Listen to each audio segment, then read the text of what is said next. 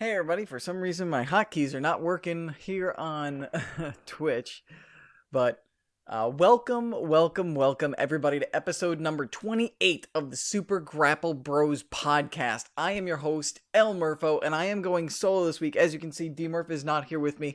He had to work some extra hours, so I'm going it by myself. Well, I say as you can see, but you can see if you are watching the video version. If you're on the audio version, you can't see, but I'm letting you know D-Murph is not here this week. He had to work extra hours, so I am flying solo by myself. Hopefully, I'll be able to do a good job without him being able to be here for me to bounce stuff off of him as if I was like a sugar-filled child bouncing off the walls as the sugar went and coursed and ran through my veins, brother. But anyway, that stupid silliness aside, we are going to get into a lot of stuff here this week. No pay-per-view review or preview, of course, because I just lost my train of thought. But because Survivor Series is not until the end of the month. I don't know why I lost my train of thought right there for a while. But anyway, we're basically going to be going over WWE news, updated Survivor Series card. I'm going to be going over. I'm getting in the habit of saying we, because I'm normally here with D-Murph and I'm by myself. Yeah. So, WWE news, including updated Survivor Series card, releases, because there were 3 releases, including one big one that was a shock. I'm going to be going over a certain thing that happened at a live show in Glasgow this week as well. And then the video game news, there's going to be a lot of video game news this week because Call of Duty 2 released. Call of Duty World War II released. Paris Games Week happened and Sony had a press conference. They showed off a lot of stuff. People are still gushing about Super Mario Odyssey. And also Blizzcon happened, and there's going to be quite a bit of Overwatch news, Hearthstone news, information on World of Warcraft, all that good stuff, plus some PlayerUnknown's Battleground stuff. So lots of stuff to get to. So I'm just going to get right on into it, starting with WWE. And the big news with WWE is the fact that Emma, alongside with Darren Young and Summer Rae, have been released. They were given their releases this week. My phone is blowing up because my hockey teammates are texting each other in a group text. Like, they're picking the absolute worst time to group text right now. But anyway, releases in WWE. I hope that's not getting picked up in the audio version. Unfortunately, Emma is gone, which sucks a lot. Emma, I thought that she was going to be getting a good promotion, that she was making good progress in the women's division over on Raw. She was getting a decent push. She was getting put on pay-per-view matches, and she actually held her own against Asuka in Asuka's first match on the main roster at TLC.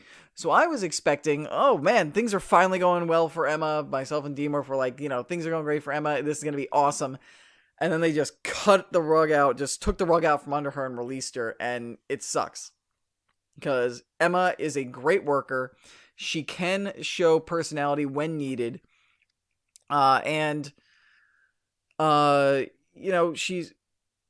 She just was given a bad hand. Creative just didn't know what to do with her entire career, it seems. They didn't know how to handle her the way that NXT handled her.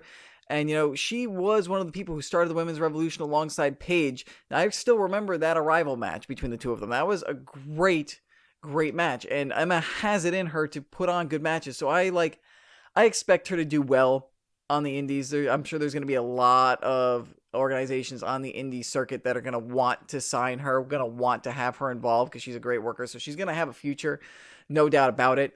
And it's unfortunate. It sucks. I wanted WWE to put her in a more prominent role, give her more pay-per-view matches, more of a chance at maybe even capturing the Raw Women's Championship at one point, and she just never got her fair shake. Hopefully, from this point out, she will just be able to do well on the indies and come back and have a better run when she comes back.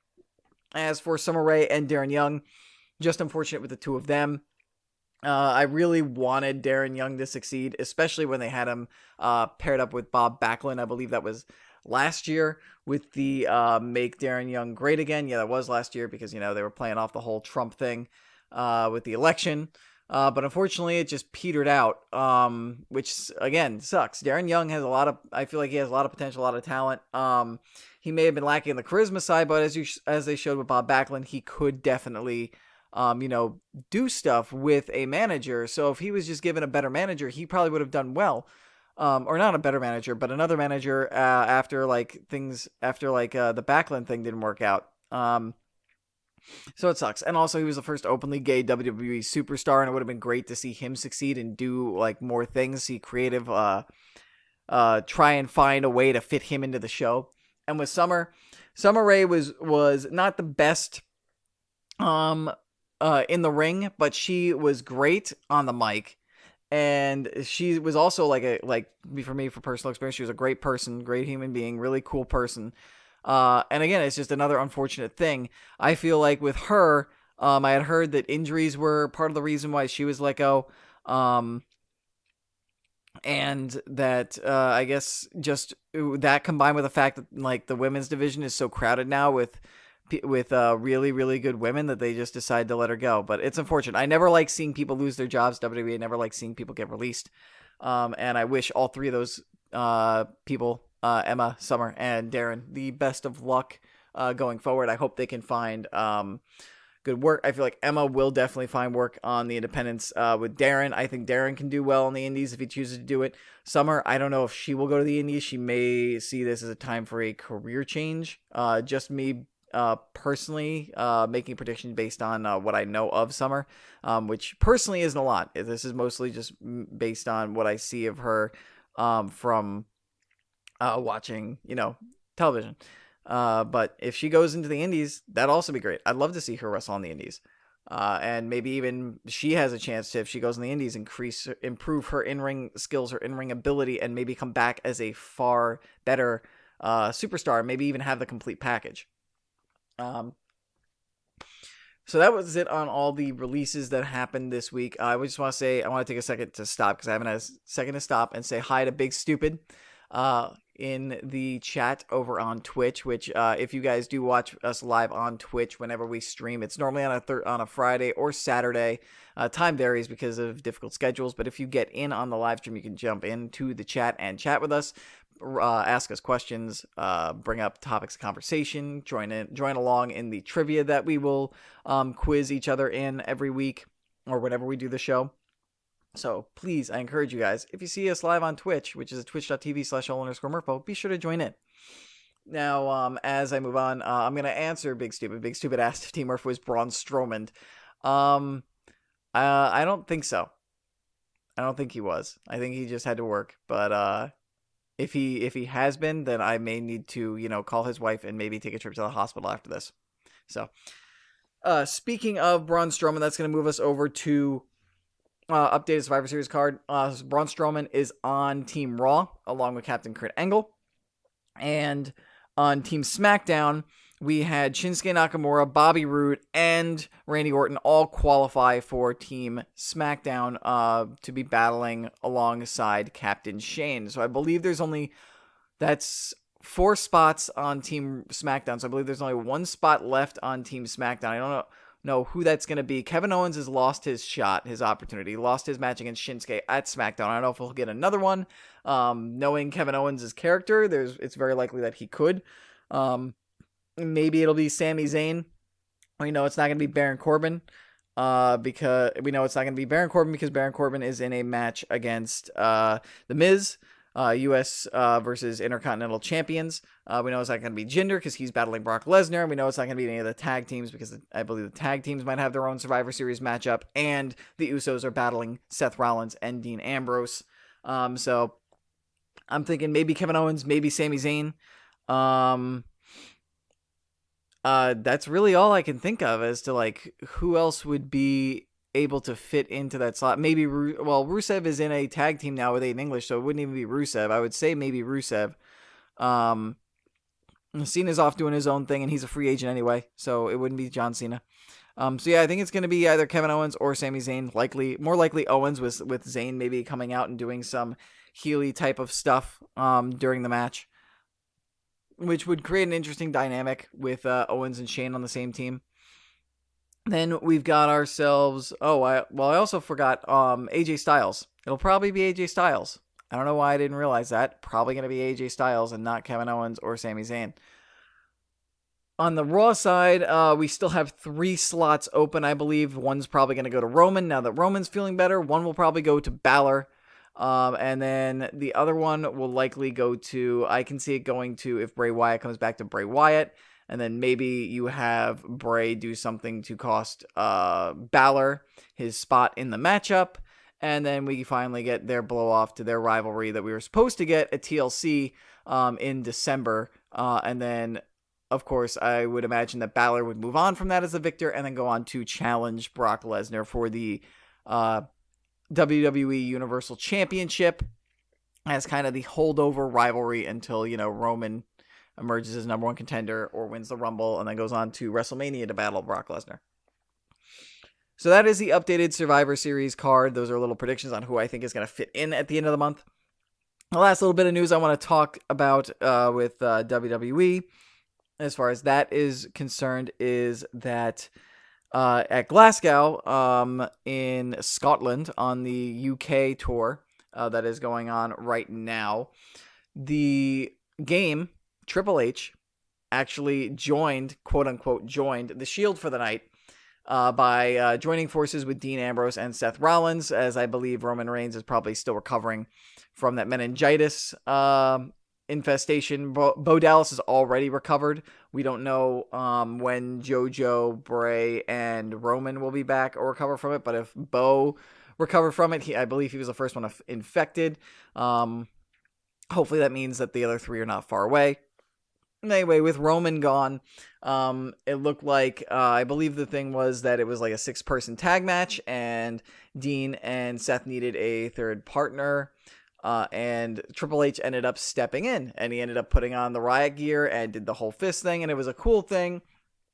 If it happened on a Raw with no explanation, I would probably have an issue with it, because, Triple H has pretty much been the Shield's ultimate antagonist almost the entire time they've been together, at least for the last couple of years, because as you know, Triple H battled Seth Rollins last year at WrestleMania. They had their big massive rivalry after Seth Rollins got hurt after he was Triple H's chosen one. Triple H was the one who corrupted Rollins to break up the Shield after he lost to them with Evolution with Orton and Batista. So he's got history with Dean Ambrose, and he also has history with Roman Reigns, not just through that, but the fact that he lost the WWE Championship to Roman Reigns a year and a half ago at WrestleMania 32. So it would be really interesting to try and see if that happened on Raw, how the hell creative would be able to spin that around in their brains to have that make actual sense. It would be an interesting thing to maybe see in the future if the storyline and the characters evolve enough to where they come to a point to where maybe they have a common enemy and one of the members of the Shield gets taken out, or they need a 4th person and Triple H is there. But right now, if it came out of nowhere, it'd be weird. But that's just me doing a lot of, I can't think of the word, but basically just fantasizing in my head or making up stuff that has nothing to do with this actual situation for a one-time thing in Glasgow. It was awesome. It was an awesome thing to do for a house show, just as a random thing that Triple H does, because Triple H tends to do awesome, just random things at house shows or live events, which is amazing.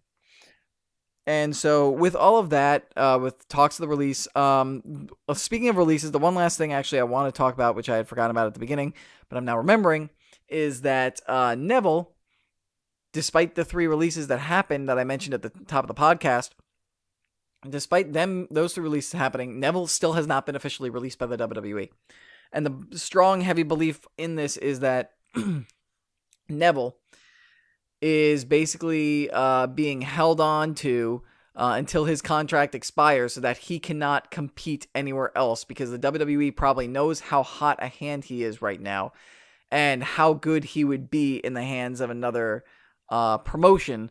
So especially New Japan, by throwing him into the Bullet Club, because his heel persona would go perfectly with the Bullet Club.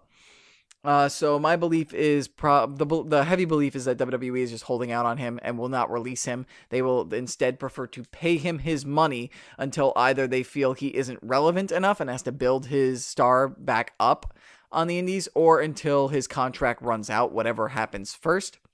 So that way they can hopefully limit the impact of Neville going somewhere else as much as possible, which, I mean, that really sucks and I don't like it. But to be fair, even though I don't agree with the way that WWE is treating Neville, and I feel like he should have been put up to the main roster after the thing with Enzo, I can't blame them for this because this is a perfect business strategy. Like, if one of your best entities is upset and they want to move on to a different company, but you control their employee, like, for however long, I can't remember off the top of my head when Neville's contract is up. Why would you let that person go to a competitor? Why? You're basically giving money to the competitor by just being like, okay, you're going to get your release.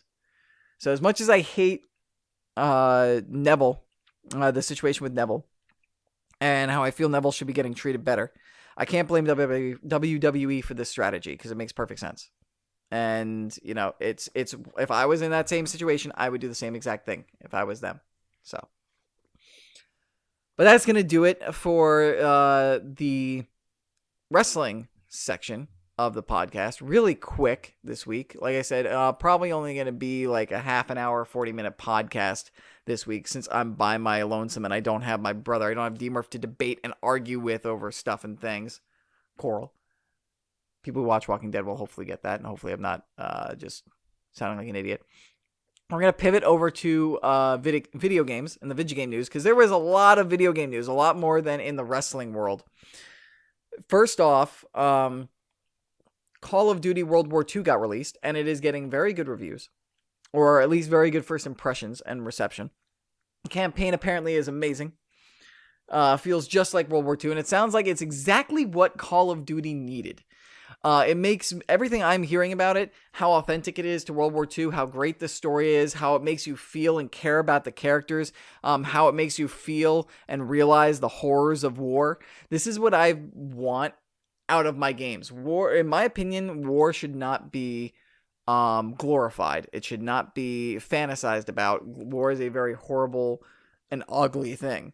If you're doing it in science fiction or maybe fantasy, and maybe even like with the future-y stuff, it's fine, but it bothered me mostly with Call of Duty because Call of Duty was originally that. That's what Call of Duty 1 and Call of Duty 2 and Call of Duty 3, and to an extent World at War, all the historical Call of Duties, and even Modern Warfare 1 was about. It was about representing the boots-on-the-ground soldiers, the everyday soldiers, the trials and tribulations and the missions they had to go through, and also witnessing people around you die who were squad mates. The personal connection wasn't as deep as, say, in like Saving Private Ryan or in Band of Brothers, but it was there. And now it is with this campaign, which is really good. And I love the fact and I've always also loved the multiplayer of Call of Duty when it was just historical weapons. I like being like battling and feeling as if I'm battling in historical battles. As repetitive as that sounds. So, good to hear that Call of Duty is back on its roots. And now that I'm hearing what it has become, what it is from reviewers, it makes me really excited to actually get back into Call of Duty. I have not played a Call of Duty game for maybe like the last 3 years. I fell off. I think the last game I purchased was Modern Warfare 3. I could not get through the campaign because it just felt like a Michael Bay action movie. It disgusted me. And I had gotten tired of the kill streak multiplayer and kind of the toxicity of the Call of Duty online community. And I had just it had gotten stale for me. And I tried Black Ops 2. I rented it, played it. I was like, no. And so I didn't end up playing Advanced Warfare or Ghosts or any of those games. But now that it's back to its roots and it seems like it's getting a really good reception and it seems like it's everything that I initially got into Call of Duty for and played tens if not hundreds of hours in the series for, then I am all in. I am game. I am down. I cannot wait to get my hands on this game and play it, and I hope it sells well because I hope that a lot of people feel the way I do, and that the message is sent that yes, this is the kind of game that people want, that gamers want to play. In other release news, we talked about Super Mario Odyssey last week. It is still being received really, really well. It is selling incredibly well. I believe it is either I can't recall the report, but it is either the fastest or highest grossing or highest selling Super Mario game already of all time, which is amazing. That's another thing where I cannot wait to get my hands on a Switch when I can finally afford it. And Super Mario Odyssey and Legend of Zelda Breath of the Wild are the first two games I'm picking up, and I cannot wait to play Odyssey. But that's it for the releases that happened this week. It was mostly just Super Mario Odyssey last weekend and then Call of Duty World War II this week. However, lots of other stuff happened, such as Paris Games Week, which is the big convention over in France.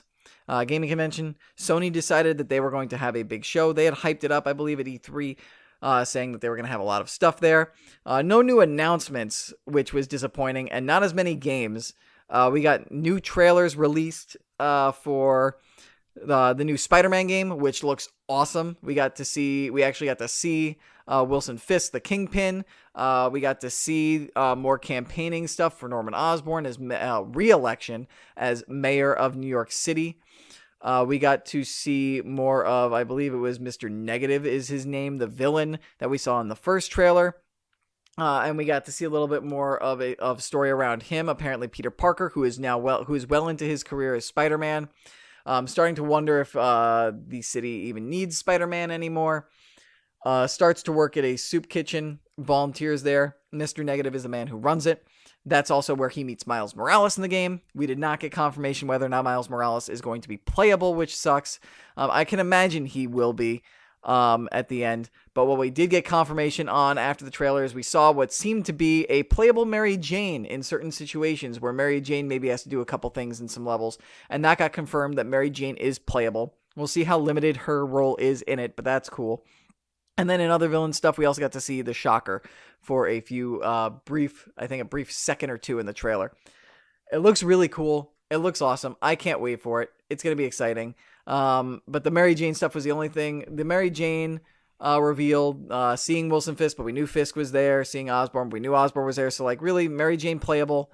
And Mary Jane playable, the fact that Peter Parker and Miles Morales do know each other in the game. Even though Miles doesn't know that Peter is Spider-Man. We know that Peter is thinking about hanging things up, but then this threat happens. So we learned a few things, and Shockers in the game. So we learned a few things, but not a ton. Nothing really mind-blowing. We didn't learn anything about the new stuff about any new stuff about the actual gameplay. It was more of a story kind of thing. And then speaking of story, we also got a cutscene from The Last of Us 2, which is causing quite a bit of controversy. It was very super violent, and we got to see this one, Ellie was being hung. For anybody who doesn't want to watch this, who doesn't want to know about the spoilers, just skip ahead a couple minutes. Ellie was being strung up and hung, and it looked like what they were going to do is this group. I guess they were going to trying to either interrogate her or just kill her, execute her, and make her an example. Because you see two other people who have been hung up, and what happened is their guts were cut open. Basically, their stomach was ripped open and their intestines are spilled out. Very gruesome. And they are preparing to do that to Ellie when this one young girl from the group, who we don't know, tries to free her. They hold her down. And then the leader lady says to clip her wings. And they hold her arms out. And one person brutally shatters her upper arm, with a hammer. And that was brutal. That made me uncomfortable. Which, it fits The Last of Us MO. But it's interesting to see that they would go that far with the violence for a promotional cutscene at a trade show. Then the scene continued. And just when they were about to clip her other wing and kill Ellie, a young man who knows the young girl, or a young boy who knows the young girl, Uses a bow and arrow to kill the two men who are pinning down the girl, and then they eventually kill the woman.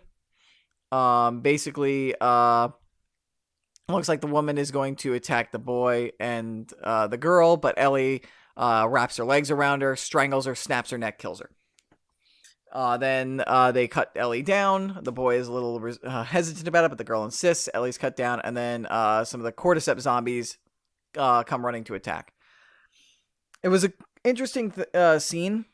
I mean, it shows that they're going to be just as brutal, if not more brutal, in Last of Us 2 as in Last of Us 1. But I didn't really feel the emotional impact because I didn't know these characters of the violence that was happening. I didn't know where Joel was. I didn't know where in the game this was. This is the beginning, middle, end. I didn't know why they were being, why Ellie was being hung up or whatever, or why, like, what the motivations of these people were. So, like, it was a very confusing scene. And I don't know what the point Naughty Dog was trying to get across, since we didn't know any of these characters, aside from Ellie's in danger, watch this brutal stuff, and yeah, the cordyceps zombies are still there. So, like, I don't understand what the point was of Naughty Dog choosing this scene, since narratively it really didn't put anything into context. But, I mean, it kind of looked cool. I mean, I'm going to be playing Last of Us 2 no matter what, but it was a thing. Then we also got a scene from God of War 2, or the new God of War, which really wasn't much. We saw this creature that could apparently kill you dead. Like, you don't go to hell, you don't go to Valhalla, you're just dead. But it wanders off, and Kratos just says, well, then just don't piss it off. Just it seems like if you don't bother it won't bother you, so let's not do that. And then he drops down, these things show up, they attack Kratos, you get to see some gameplay of Kratos swinging his axe around and killing things, and then the scene ends. It's like, okay. Like, that's stuff we already saw. Again, no narrative, context, or anything. So, that was kind of a major letdown for me. Like, I was looking forward to more story, or maybe a boss battle, something, other than like a quick fight that I feel like you will be dealing with tens of times in the game. So yeah, it just didn't excite me as much. Which I guess is how I feel about Paris Games Week as a whole. The cool announcements was a sequel to Spelunky and a sequel to Guacamelee were announced, which is cool from an indie standpoint. Guacamelee is really good. I enjoyed Guacamelee. Guacamelee 2 should be good. But we didn't get any new stuff. A lot of the stuff we did see didn't really have a lot of context in it. And we also did not hear anything new on Kingdom Hearts 3, the Final Fantasy VII remake. Days Gone, we did not hear anything about. We did not hear about Death Stranding either. So a lot of non-information. We also got Final Fantasy 15 update. The Ignis DLC is coming out, which will be cool. I'm probably not going to play it. I feel like I've played out Final Fantasy 15. I really don't think it's needed. I'm sure Final Fantasy fans will enjoy it. People who love Final Fantasy 15 and just want to play more Final Fantasy 15, which I perfectly understand because the gameplay of Final Fantasy 15 is amazing. We got to look at the Shadow of the Colossus new 4K HD remake, which is cool, but Shadow of the Colossus stuff that's been released twice already. We got information on the new Destiny 2 DLC, the first DLC, expansion pack, quote unquote, which involves Osiris. And basically, the Vex are trying to are doing stuff in Mercury, and Ikora is very worried about it. She thinks that we might not be able to stop the Vex this time, and in order to find out what is going on, what they're doing, and how to stop them, you have to find Osiris, who is resurfaced. Once the greatest of all, considered the greatest of all Guardians, and he was the representative for the Warlocks on the Vanguard before Ikora was. He ended up disappearing into, like, the Vex ethos or whatever you want to call that little, like, space where where the Vex hive mind lives or whatever. But he's resurfaced and reemerged with his body intact. And so we'll finally find out, everything about Osiris. What was he doing with the Vex? What are his true motives with regards to the Guardians and the Vanguard? and the Vex, and how do we stop the Vex. So nothing else outside of story stuff we don't know. I do not believe we know whether or not there's going to be any new raids, what the new strike. I'm sure there will be new strikes, but we don't know if what the strikes will be. We don't know how many story missions there will be, but it looks like Mercury is going to be a new planet, so we'll get to run around and do stuff there. That'll be cool. So a new location to go run around and do stuff in. So yeah, that is the Osiris DLC, getting some Mercury action, and that pretty much wraps up what happened at Paris Games Week with Sony. It was cool. To an extent with the Spider-Man stuff and the Destiny stuff, but aside from that, really kind of underwhelming. Was not what I guess Sony was hyping it up to be. Hopefully, we'll get some good information on some of these games that were left out, or maybe more stuff in context of what was included. I didn't get much. Hopefully next month at the Video Game Awards, the VGAs. Then, in addition to Paris Games Week, this week was also BlizzCon. And so BlizzCon happened, and that is where we get our weekly Overwatch news. Lots of stuff on Overwatch was revealed today. We got our first look at our new character, Moira. She is a Talon scientist, evil Talon scientist who looks like she's going to be playing a support role. Both of her arms have their own separate abilities. Her right arm is covered in darkness and deals damage to your opponents and drains their life.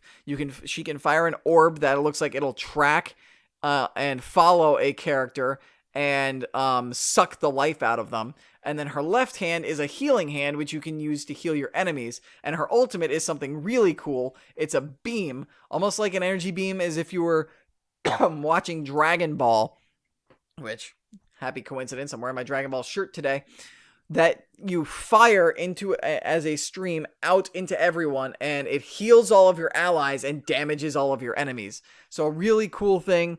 Will be really good in pushes, or in capture, especially in capture game modes, where everybody's maybe converging on the point. You're attacking, your team's trying to capture, and the other team's trying to defend, and they're all bunched up together. And you've got your ultimate. You can use that ultimate, and that will completely swing things in your team's direction, because you'll be giving health to your allies and damaging and potentially killing the enemies.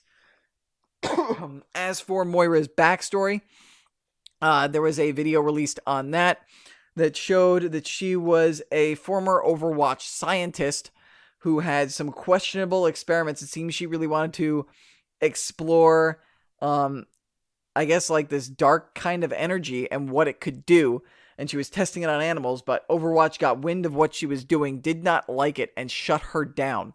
They wanted her to not focus on those experiments. She didn't listen, so they eventually mothballed her projects, shut her down, and fired her, and removed her from Overwatch. However, Reyes, aka Reaper, who was heading up Blackwatch at the time, liked her experiments and basically said, you know what? I'll recruit you. I'll bring you along. I will pay you to do experiments on me. Not so much for Blackwatch, but on me, and help me do what I need to do with Blackwatch. And then when the time comes for us to revolt, we will revolt. So it seems like Moira gave Reyes the abilities of Reaper through her experiments, which allowed Reyes to eventually pull his coup on Overwatch. And then it seems like Moira became one of the founding members of Talon in the wake of Overwatch's collapse alongside Doomfist and Reaper. So it's really cool to see another member of Talon, another support character that can do damage. Gives more lore and backstory to the world of Overwatch. It explains how Reaper got his powers and how he survived, to an extent. I mean, it shows that she's the one who gave Reaper his powers, and it's believed that it was Reaper's powers that it seems now that it was the powers that Moira gave Reaper is what allowed Reaper to survive the coup and the massive explosion at Overwatch headquarters. So that was really cool. And then in addition to the Moira reveal, we got a Reinhardt short, which unfortunately I didn't watch, so I can't comment on that. But we also got some new skins, which are not going to be event-based skins. They're going to be ever-present skins that you can get out of your loot boxes, Some of them are based on other games. For example, Widowmaker, her new skin is going to be based off of Nova, it looks like, from StarCraft Ghosts. Then we've got Reinhardt. He's got a Crusader outfit. Looks like it might be from World of Warcraft or Warcraft in general. And all these other different things. Every new character looks like is getting at least one new skin, which is cool. And the fact that they are sort of Blizzard based ties into the fact that we're getting a new map, which looks like it's going to be amazingly, stupidly fun to just, if not play, just run around and explore, which is Blizzard World, which apparently, in the world of Overwatch, Blizzard is a company that exists along with all the games that are not Overwatch. And they have made an amusement park called Blizzard World, which features rides themed and based off of Hearthstone. There's a Hearthstone tavern, which is awesome. And World of Warcraft and StarCraft. So basically, it's like Blizzard properties thrown into Walt Disney World, into the Magic Kingdom. So Disneyland, the Magic Kingdom at Disneyland, or the Magic Kingdom in Disney World. So it looks really cool. There are little rides, like you got the Griffins from World of Warcraft that you can that are like the actual vehicles for one of the rides. Like I said again, Hearthstone has its tavern. StarCraft has a couple of themed rides. Heroes of the Storm has its own arcade. So I can't wait personally to just get in there and run around and see like all the little nods to other Blizzard games in there. So it'll be fun. And that's it for the weekly Overwatch news, or the episodic Overwatch news, as I should probably call it. But that is not it for what happened at BlizzCon. There was more announcements at BlizzCon. For example, World of Warcraft is getting classic servers. That's right, classic servers. What does that mean? That means that basically, if people want to experience what it was like to play World of Warcraft when it first came out, you can do that now. Those classic servers are basically vanilla WoW. The year it came out, no expansion areas possible, just regular, just the regular game world from original WoW, which really intrigues me because I never really got big into WoW myself. I played it for a trial weekend, and this was back in the day when I was very much against subscription-based games, paying money a month because I was a poor college kid. So Guild Wars was my game of choice because Guild Wars had no monthly fee. But I did play for a weekend with a character on the Alliance side, and I saw just how addictive it can be and how grindy it can be, and I just stepped away after a couple of hours. After like 1 or 2 days of playing, I stepped away and I was like, I need to stop, because if I keep playing, I'm going to cave on the subscription and then I will never have a life again. But now it's classic and WoW is free to play, so I may jump in there just to see what it was like 10, 15 years ago when the craze was at its highest. And when it first came out, just to see what everybody was dealing with on a more realized basis, or see it more realized. And then Heroes of the Storm got a few things as well. I'm not a big Heroes of the Storm fan, so I really didn't look into that.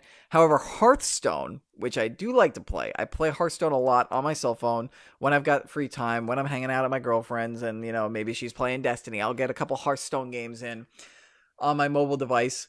Hearthstone is coming out with a new expansion pack. I can't remember the name of it fully. I don't have my notes with me. But it was kobolds and something else. And it is based on, the big theme of that set is going to be legendary weapons. Where basically, a lot of the legendary level cards are going to be weapons that you can use. Which, weapons, if you don't know how it works in Hearthstone, they're basically cards that you will play out for a cost. They attach to your hero. And you can use that weapon. That weapon then basically makes your hero a creature card that you can use to attack either the opposing player or other creatures. Kobolds and Catacombs, Laserscope said. Yes. Oh, and that yes, now that makes sense. Thank you, Laserscope. That makes sense as to why, because I'll get into more stuff about why the Catacombs matters in there. So basically, like these weapons, they have a durability, and each time you use the weapon, one durability goes down. Once it reaches 0, it gets destroyed. Sometimes they have extra flavor text on them as to what they'll do, like they can deal damage to somebody, or whenever you attack with it, gain health, life steal, which means like whenever you deal damage, you gain that much damage as your power back, your attack power back. And then, of course, when you attack with your hero with these weapons, whatever damage you take goes off of your life. But so basically, like legendary, really good versions of the really good versions, not versions, but really good weapons, will be the legendaries, which are basically like these. Legendary is available in Magic. I believe like super rare or secret rare, ultra rare, whatever you want to call it in your normal card game. That's what that level is.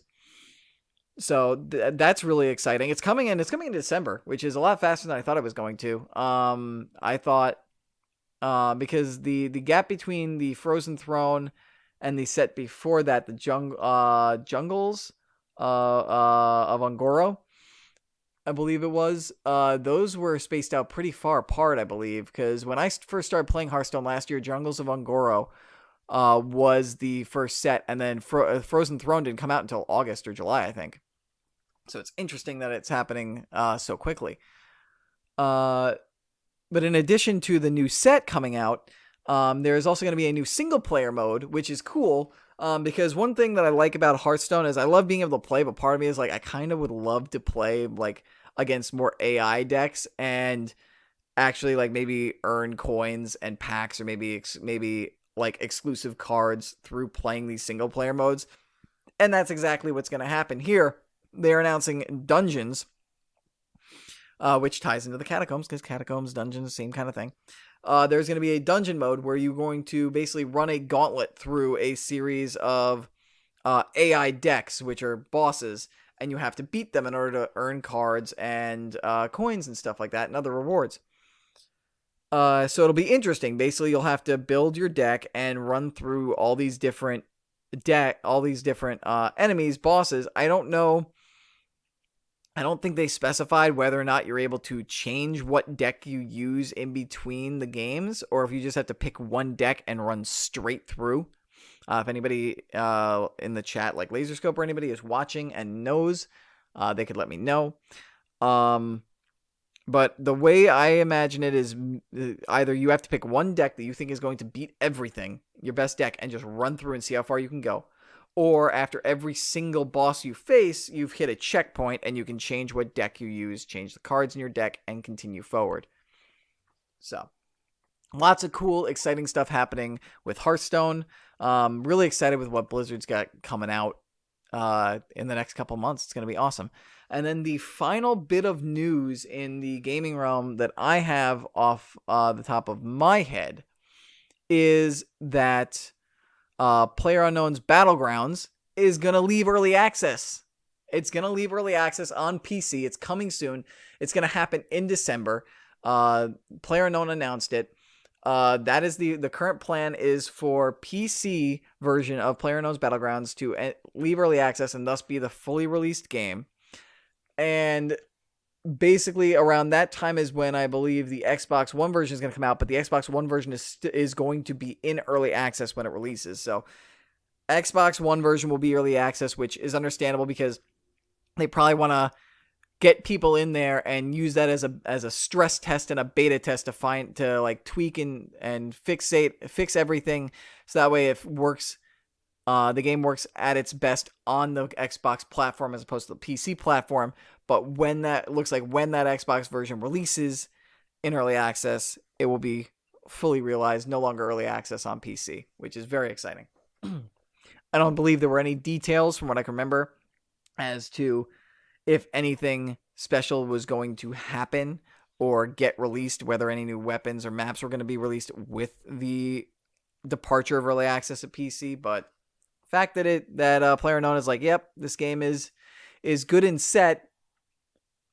I'm ready to take it out of early access, and it's officially a full game. So it'll be cool.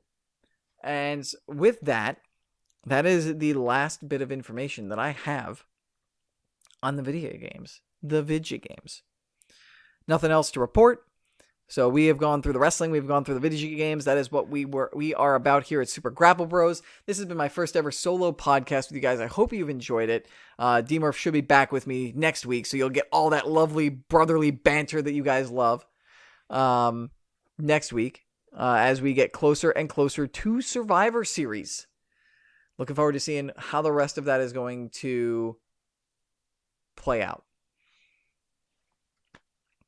So that is it for episode 28 of the Super Grapple Bros podcast. Do not forget that you guys can once again watch us live on Twitch at twitch.tv/L_Murpho every Friday or Saturday. Time and date varies, unfortunately, because we have full-time jobs and other commitments and stuff that like mess with our schedules. So we kind of got to try and like fit around everything else that's going on in life. But it's always unless a rare situation, it's always a Friday or Saturday. So you just got to keep tuned to my Twitter and D-Murph's Twitter. And when we know on a Friday or a Saturday what is going to happen with the show, whether we have to take the week off or if we're doing it on a certain day at a certain time, we will send out a tweet to let people know. You can find out through me. I am at L_Murpho. You can find out through D-Murph. He is D-Murph_42. And yeah, again, twitch.tv/Murpho. If you come and watch us live, you can join in on the conversation. You can ask us questions live on the fly, bring up topics. Also, bring up trivia questions. Join in on the trivia that we do when we do trivia. D-Murph will normally ask me trivia based around the pay-per-view that's coming up or has just passed. So you can get involved in that.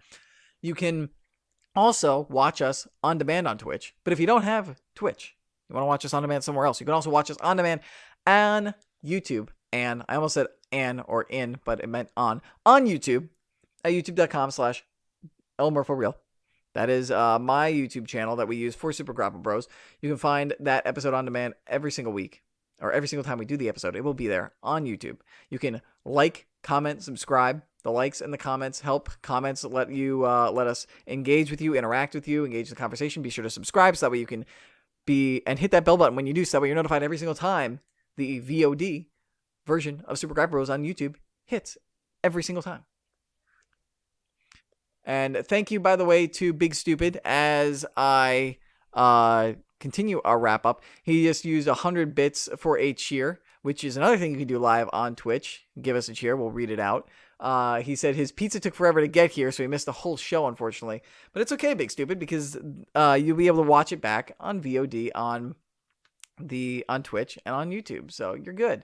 YouTube normally goes up 24 hours after Twitch because that is part of the YouTube partnership or affiliate deal that's going on that my channel is a part of. So you guys got to wait an extra 24 hours if you're on YouTube to watch it. But you can watch it on Twitch on VOD right away, and you can watch it live.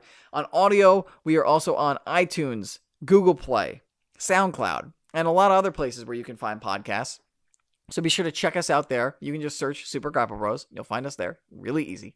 Really simple.